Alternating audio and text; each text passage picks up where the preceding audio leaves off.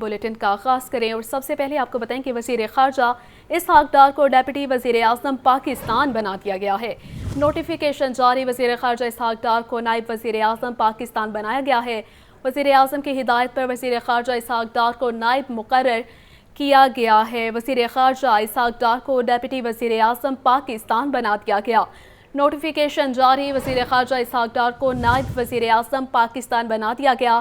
وزیر اعظم کی ہدایت پر وزیر خارجہ اسحاق ڈار کو نائب مقرر کیا گیا ہے۔ آپ کو اپڈیٹ کر رہے ہیں اس خبر کے حوالے سے۔ وزیر خارجہ اسحاق ڈار کو ڈیپٹی وزیر اعظم پاکستان بنا دیا گیا۔ نوٹیفیکیشن جاری، وزیر خارجہ اسحاق ڈار کو نائب وزیر اعظم پاکستان بنایا گیا ہے۔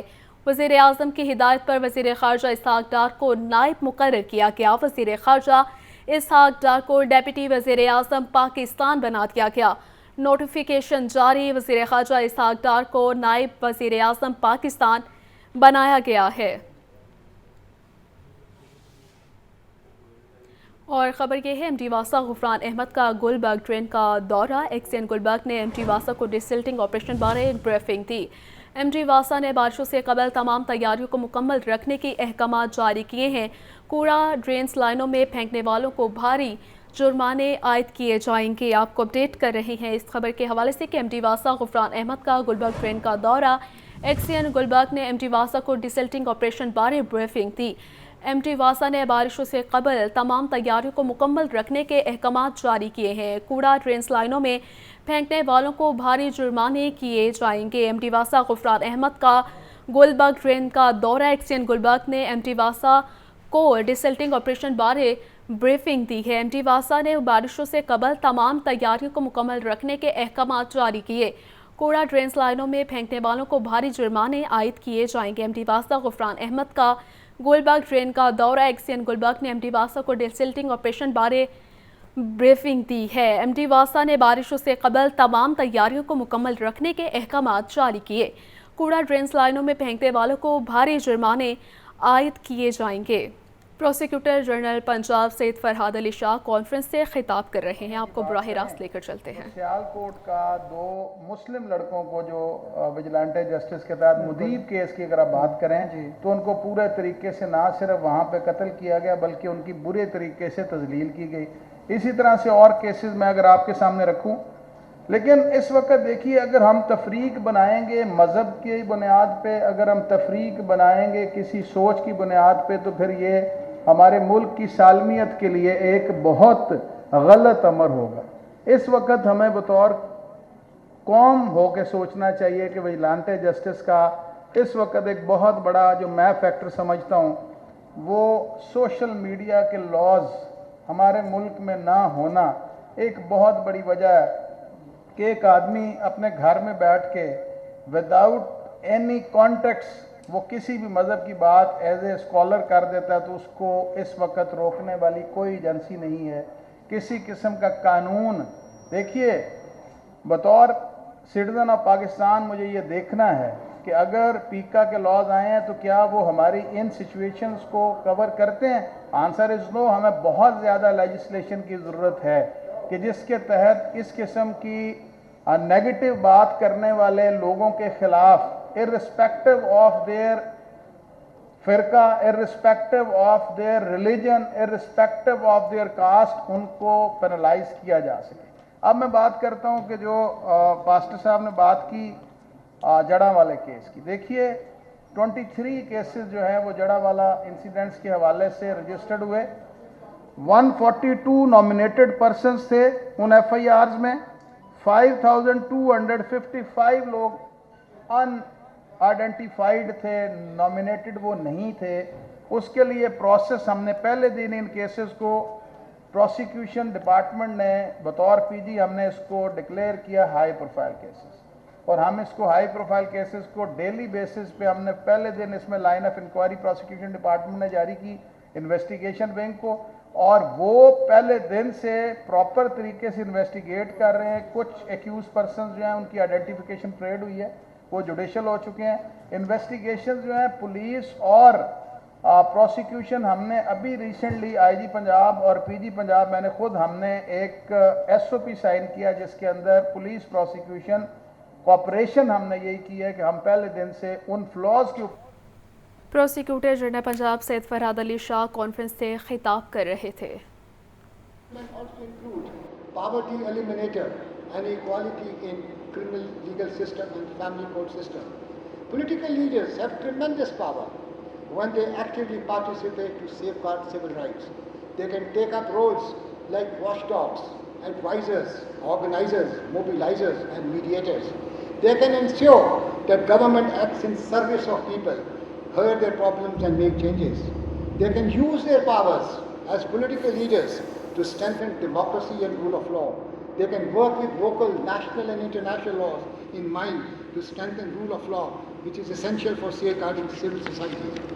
Most effective way to protect civil and human rights by political leaders, to which I admonish them now, is by building culture of peace, promoting education, general equality, tolerance, democracy, open communication and sustainable development, which I agree with Akhtar Hussain Saab and Yasin Saab that we lack it today. This is the reason we are facing these problems.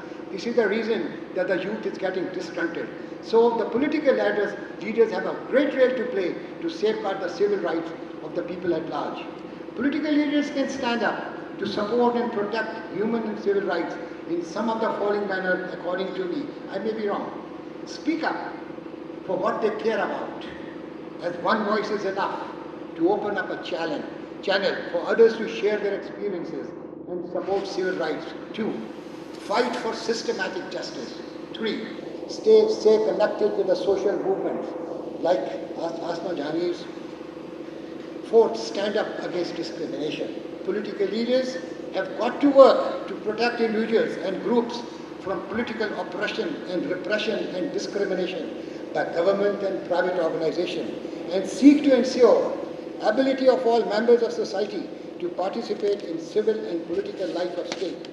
Political leaders, in order to safeguard civil rights, must stand for defense of rights and dignity of voiceless and most marginalized citizens of society, bringing alive value of individuals and collective freedom and dignity. To safeguard civil rights, political leaders must stand for equality, dignity and non-discrimination, and make laws to ensure accountability of persons in power and in high office, as justice is prerequisite for lasting peace and social harmony, and which is the need of the day in Pakistan today. My fellow leaders, we are the architects of our nation's destiny. Our actions must ensure that every child, woman and man is shielded by a robust framework of law. Let us reinforce judicial independence, fortify rule of law, and secure a society where justice is not only served, but is seen to be served. I recall moments within courtroom where scale of justice does not merely weigh evidence, but very fates of individuals seeking fairness and dignity. Such is our undertaking, where our legal framework must be living entities that evolve with our society's dynamic needs. Economic empowerment is not separate from civil rights. It is integral. A citizen preoccupied with survival cannot fully exercise their civil liberties. Thus, our policies must knit together fabric of economic and civil well-being, forging a path to prosperity and freedom. To the youth who looks towards us with eyes full of hope, we owe a narrative of integrity and action. Our commitment must be to leave behind an inheritance of a nation where law is a shield and not a sword against citizens. In spirit of service and duty, let us pledge today to honor trust bestowed upon us by the people of Pakistan. This is my advice to the political leaders of Pakistan. To strengthen, to serve, and to secure. This is our mandate of the political leaders, and I stand with you, ready to shoulder this noble endeavor. I agree with Mrs. Monize that there should be a charter of democracy which will lead to progress in Pakistan, which will lead to political and economic prosperity, which will lead to harmonize the relationship between the political leaders. And if the political leaders will get united, what my friends have said regarding establishment, regarding hidden forces would not come into play. Why these hidden forces, as my friends are saying, they are the ones who are ruling and not the political leaders? Because political leaders are not united. They are not united. They fight with each other for power.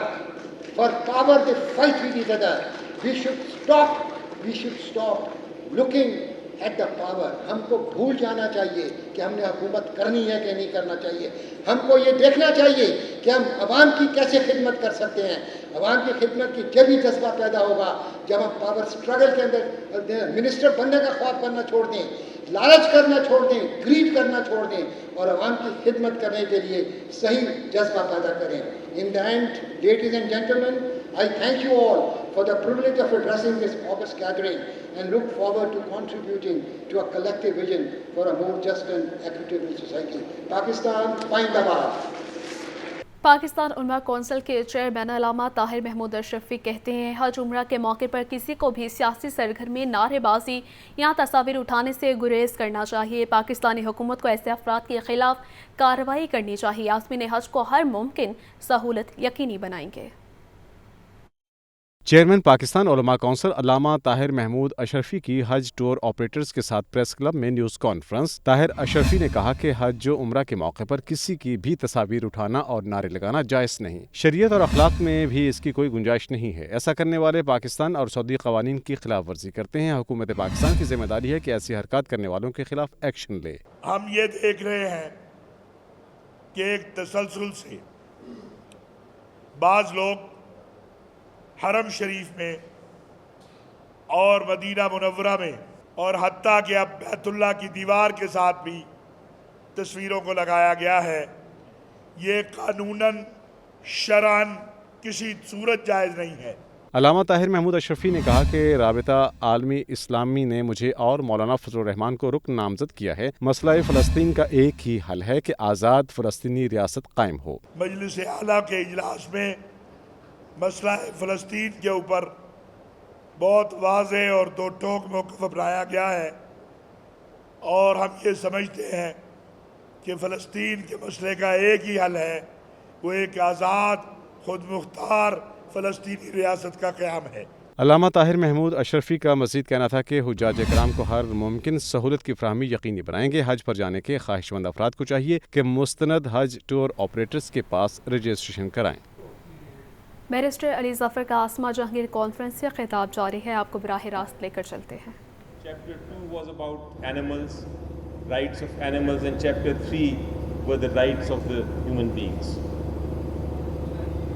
So that got me wondering कि हम लोग in Pakistan, we don't study civil liberties.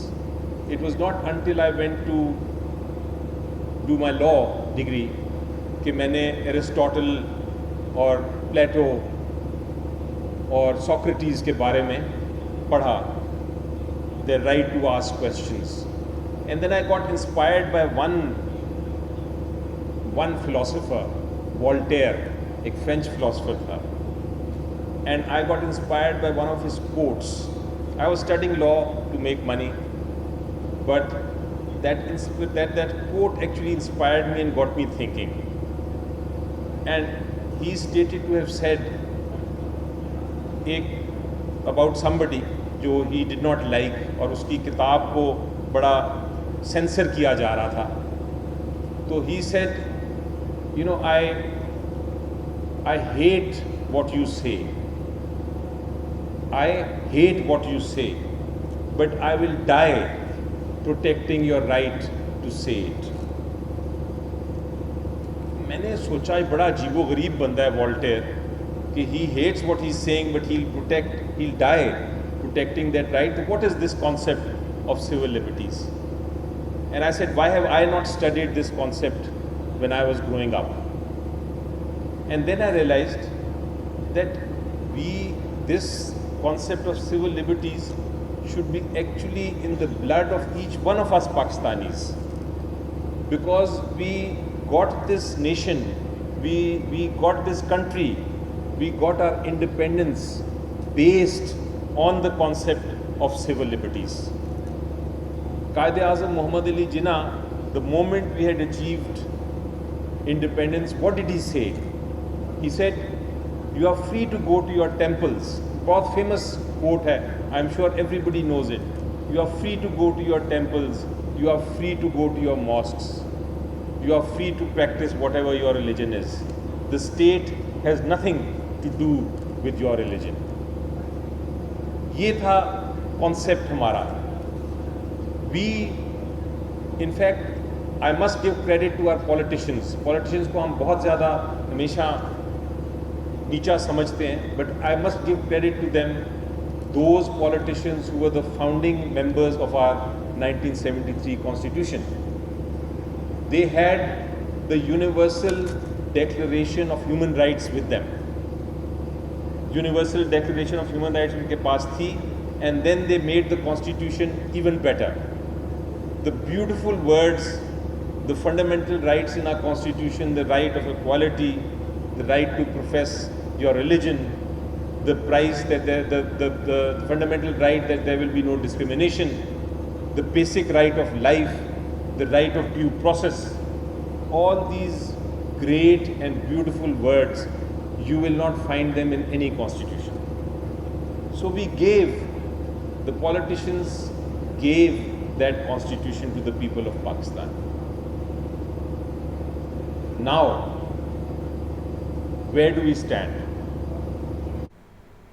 بیرون ملک سے بلا جواز گندم منگوانے کا انکشاف. سابق نگران حکومت نے 30 لاکھ میٹرک ٹن گندم درآمد کی اجازت دے کر مافیا کو اربوں روپے کا فائدہ پہنچایا ہے. وزیر اعظم نے معاملے کی انکوائری کا حکم دے دیا ہے. گندم کی بلا جواز درآمد سے کن کن افراد کو نوازا گیا؟ اربوں روپیہ ہضم کرنے والوں کو کس کس نے سپورٹ کیا؟ کئی سوالات اور حکومتی ایوانوں میں بحث. وزیر اعظم کا گندم درآمد کی انکوائری کا حکم. ذرائع کے مطابق پہلے مرحلے میں 20 لاکھ ٹن کی اجازت دی گئی. مفاد پرست افراد نے مزید 10 لاکھ ٹن گندم درآمد کی منظوری لے لی. اس طرح 30 لاکھ ٹن گندم منگوائی گئی، وہ بھی تاخیر سے مارچ کے بعد پاکستان پہنچی. پاکستان میں سٹوریج کے انتظامات ناکافی. گزشتہ سال پنجاب نے 40 لاکھ میٹرک ٹن گندم خریدی، جس کے لیے 400 ارب روپے قرض لیا. نیشنل فوڈ سیکورٹی کے ذرائع نے بتایا کہ گندم درآمد سکینڈر میں پرائیویٹ سیکٹر کو نوازا گیا. خزانہ کو 1 سے 1.5 ارب ڈالر کا نقصان. ECC نے گندم درآمد کی منظوری دی. وفاقی سیکرٹری نیشنل فوڈ سیکورٹی نے ہر کسی کو گندم منگوانے کی اجازت دے دی. 1 اپریل 2024 تک 43 لاکھ میٹرک ٹن گندم حکومت کے پاس موجود تھی. مارچ میں سندھ میں نئی فصل آنے پر گندم درآمد کرنے کی ضرورت نہیں تھی. صوبائی وزیر خوراک بلال یاسین نے کہا کہ گندم کی حالیہ درآمد پر شدید تحفظات ہیں. وزیر اعظم اس معاملے کی انکوائری کروائیں تاکہ قصورواروں کو سزا دی جا سکے.